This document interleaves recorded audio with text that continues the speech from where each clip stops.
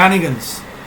I would like to reintroduce myself as Tushar Wagle, a senior banker, a seasoned banker with over 35 years experience in the private banking industry, having worked in several leading private sector banks as well as one MNC bank. Before proceeding with the second session of the program Corporate Shenanigans, I would like to do a small recap of the first session. In the first section, I introduced the term corporate shenanigans to you all, which I would like to reiterate over here. Corporate shenanigan broadly means or covers all incorrect, immoral, devious practices which are adopted in the corporate world to meet certain vested interest. Now, we need to understand the role played by the HR professionals in this corporate drama of corporate shenanigans. Now, before we understand the role played by HR professionals, we need to classify HR professionals broadly as active or good HR and passive or bad HR. Now, while there is a certain percentage of good HR in the corporate world, there is a substantial percentage of bad or inactive or passive HR also existing in the corporate world.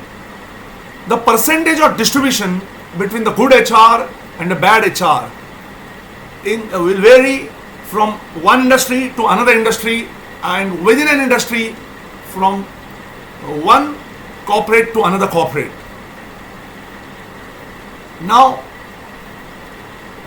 good HR or active HR make the term, the acronym HRD, synonymous with human resource development, whereas unfortunately their counterparts, their bad brothers, the bad HR or the passive HR, make the acronym synonymous with human resource destruction. Now you might feel Mr. Wagle has gone bonkers. He's making this kind of wild statements. But no, there's more to it than meets the eye.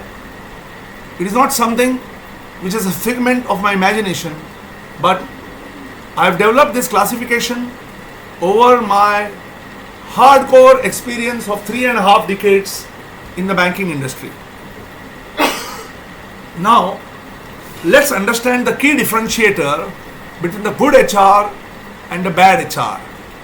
The good HR guys or girls, or let's say good HR professionals, have a backbone. When I say a backbone, they have the guts and the gumption to take on the might of the corporate mafia. When the corporate mafia members or the big daddies or the godfathers indulge in ruthless exploitation of hapless, innocent, sincere, dedicated, hard-working employees who are not a part of their coterie or not a part of the corporate mafia. Whereas the bad HR guys are those HR guys who choose to remain a mute spectator to the wrongdoings of the corporate mafia. They neither have the will, nor the gumption, or the guts, or the conviction to question and challenge the irrational diktats of the corporate mafia. Now, to elaborate on this further, I would say that the bad HR guys merely act as glorified henchmen or glorified typists of the corporate mafia or the big daddies by issuing letters, by rolling out transfer orders, letters, annual appraisal letters conveying hefty increments, bonuses, and even promotions, out of turn promotions to the loyal flunkies or the chamchas of the corporate or the big daddies. And on the other hand, the bad HR guys are very eager to issue demotion letters, warning letters, even termination or dismissal letters to those hapless employees who have fallen out of favor with the corporate mafia or the corporate godfathers. Now all this might sound, as if it's a bad dream. You might say that,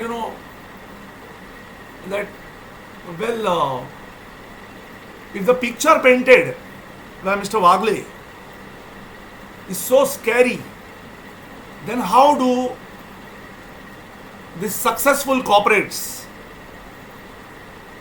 not only maintain their bottom line but have year-on-year growth, to use a financial jargon? Year-on-year they deliver good book profits and even post-tax profits. Now, here we need to understand how the Mughal Empire worked. Now, you might say, what is Mr. Wagle up to? Is this session on corporate shenanigans going to be a dull or a drab? I would not say dull or drab, but is it digressing to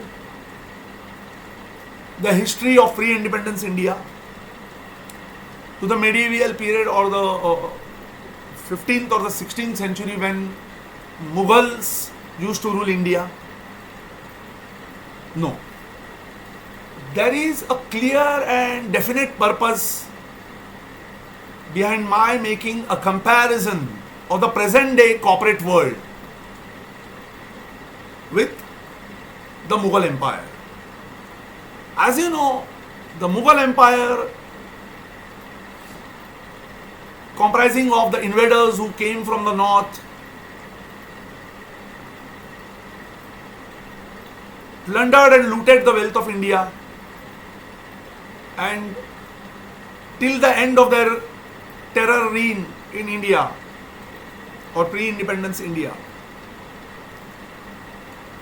they had a well-oiled system of collecting taxes, including the ill-famed jizya tax from the princely states which were owing allegiance to the Mughal Empire. Now the emperors, right from Humayun, Babur to Aurangzeb and thereafter, were only focused on collecting the taxes which would fill their coffers. They were not bothered as to how the subedars or the kings ruling the various princely states which owed allegiance to the Mughal Empire or Mughal throne of the Badshah, in what way were they collecting the taxes which was filling the coffers of this Mughal Empire? They would have indulged in ruthless rape, murder, exploitation of the hapless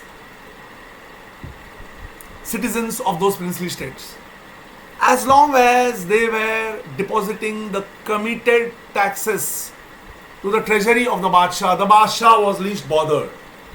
So similarly, in present day corporate world, we have a top management team which is reporting to the MD and through the MD to the board of directors. So as long as the top management team is not only maintaining the bottom line but also enhancing the bottom line to new levels, the profit in the year 2021 jumps to with an hefty increase to the profit in the year 2022 and 23 and 24 and so on and so forth.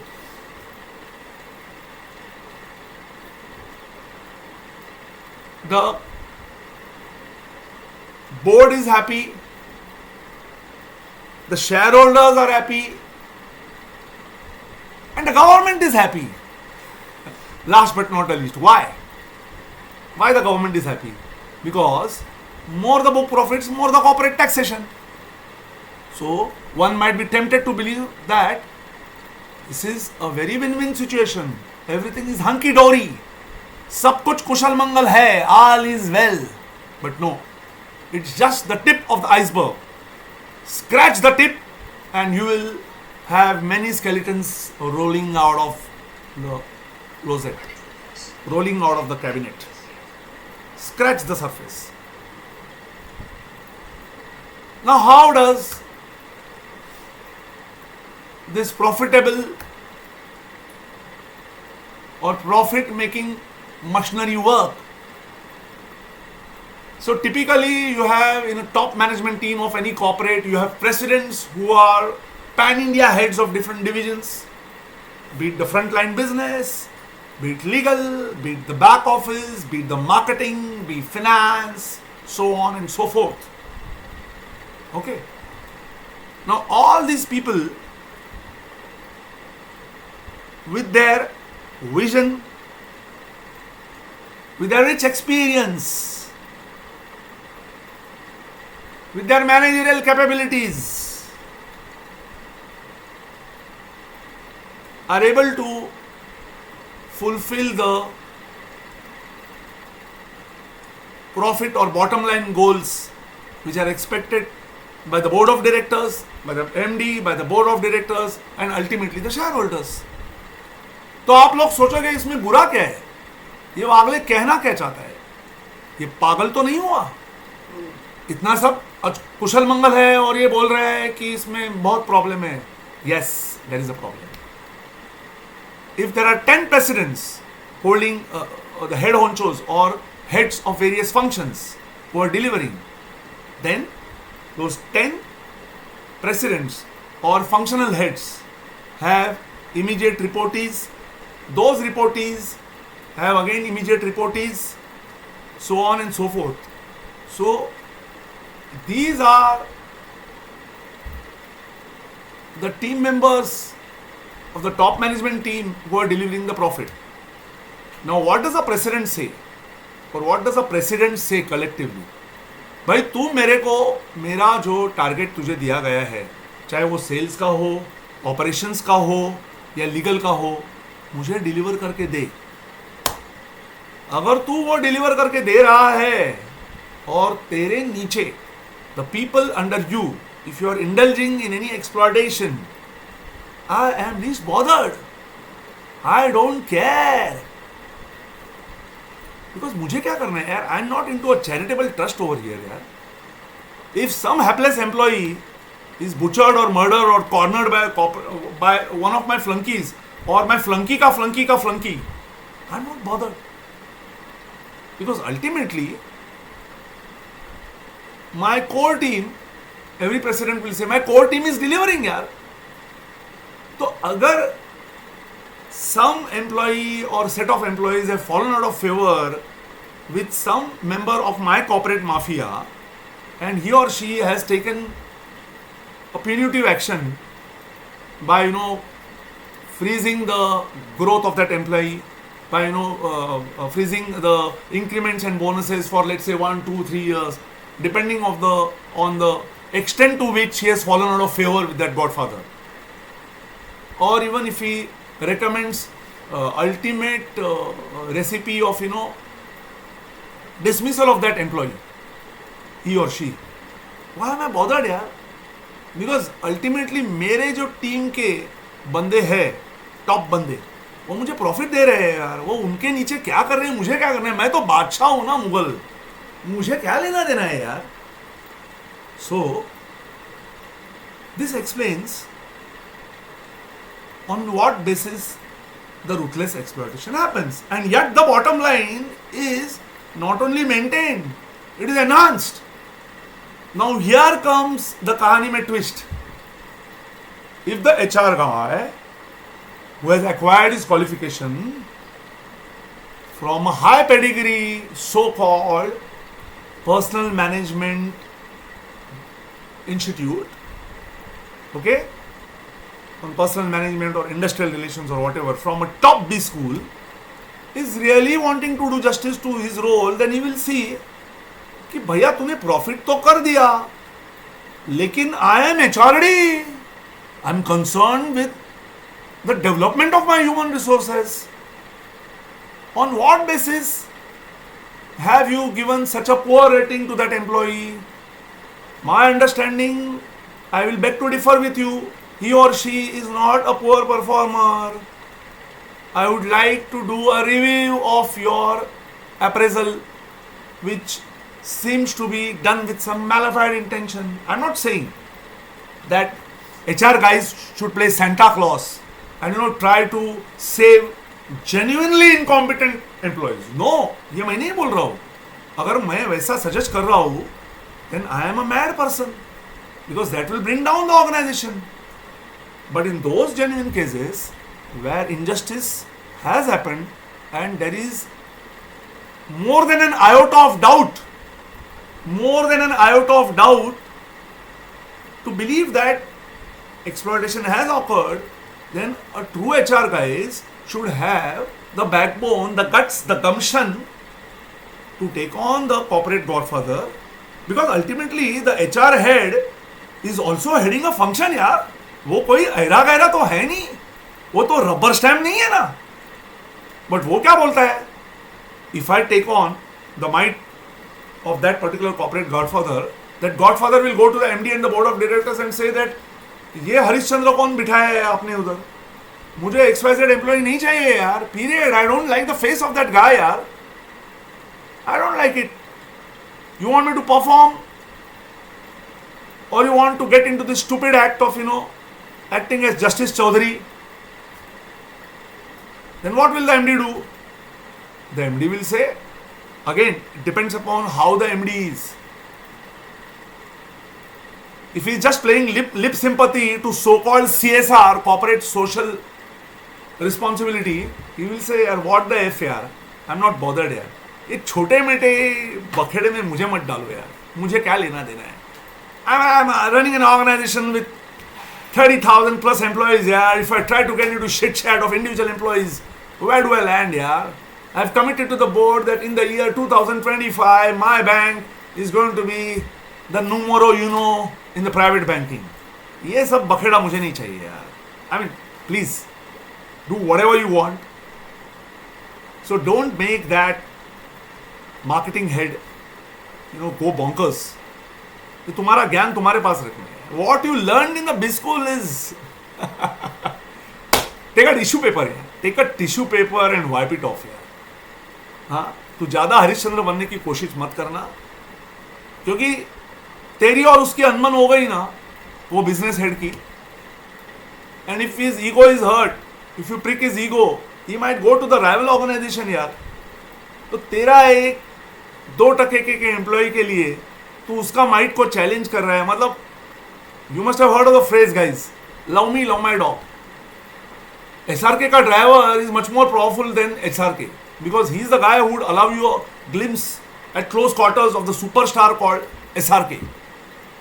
तो वो corporate godfather का फ्लंकी के किसी लड़की या लड़के के साथ पंगा हुआ है और वो उसे पनिश करना चाहता है. तो तू क्यों बीच में पड़ रहा है यार? Then what does the good HR do? Either he will take on the fight or he will give up. But a bad HR is worst. He will say, नहीं यार, मैं क्या करूं? I don't have the guts and gumption and the willingness.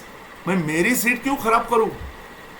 Tomorrow that performing godfather, that president will go and complain to the MD and board of directors यार.